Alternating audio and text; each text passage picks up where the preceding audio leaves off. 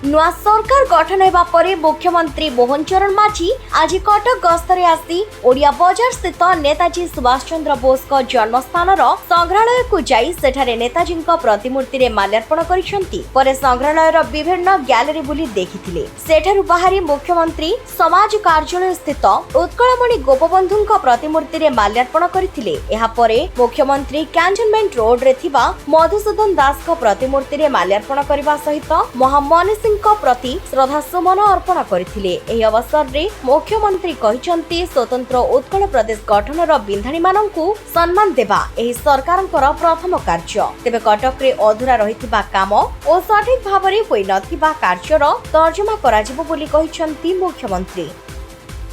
लंबा समय धरिकी राज्य रे जो 24 वर्ष एक सरकार थिला एवं से सरकार आज लोक माने ताकू परिवर्तन करिसंती।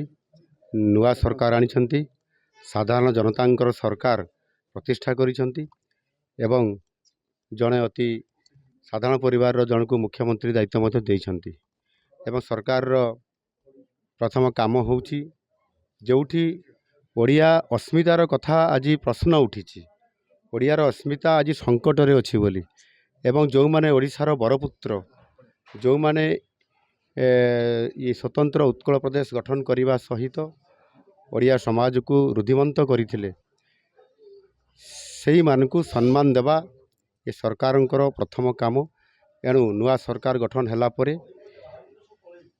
नेताजी सुभाष चंद्र बोसंकर ये जो जन्म माटी कटक रे एठी आसी तांकु एवं तांकर ये जो जन्मस्थान रे ये माटी रे आसिकी पहुँचवा और तांकु श्रद्धांजलि देवा ये निश्चित भाव में मो पाई गोटे बहुत बड़ गर्व और गौरवर कथा। एणु सरकार प्रथम आसला ओडिया अस्मिता को सम्मान दे तांकु श्रद्धांजलि ज्ञापन कला एवं ये माटीरू ये सरकार आशीर्वाद नौची ओडियार अस्मिता को बहुत आग को नब भारत वर्ष रे आग को पहुँचेब। से सरकार आगामी 5 वर्ष संपूर्ण भाव में काम कर निश्चित भाव में जोठी काम अधूरा पड़ी कौटी काम को सठिक ढंग करा जाय नाही ताहार अनुध्यान कराजिबो एवं अनुध्यान कला परे सरकार खूब शीघ्र एवं बजेट सामना होगा जाउछंती।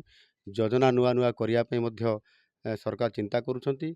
जोटी भी जहाँ समस्या अच्छी ताको निश्चित भाव में करिवे एवं सेथिपाई जो केंद्र रे प्रतिष्ठित नरेंद्र मोदी सरकारंकर जेभली भाव में मोदी ग्यारंटी देइछंती एवं डबल इंजिन रो सरकार करिया जो प्रतिश्रुति देइथिले ताहा ओडिशार 4.5 कोटी जनता मोदी जींकर कथा को ग्रहण करी तांकु समर्थन देइछंती एवं महाप्रभु जगन्नाथ मध्य आशीर्वाद करिछंती। एणु निश्चित भाव में योजनाबद्ध भाव में ओडिशार जो विकास कोठी ना कोठी अटकी जाइछि ताकु त्वरान्वित करिवो एवं ये सरकार 5 वर्ष पई आसीछंती आगामी 50 वर्षर काम को करिके देखेबे। सेति पई सरकार प्रतिश्रुतिबद्ध।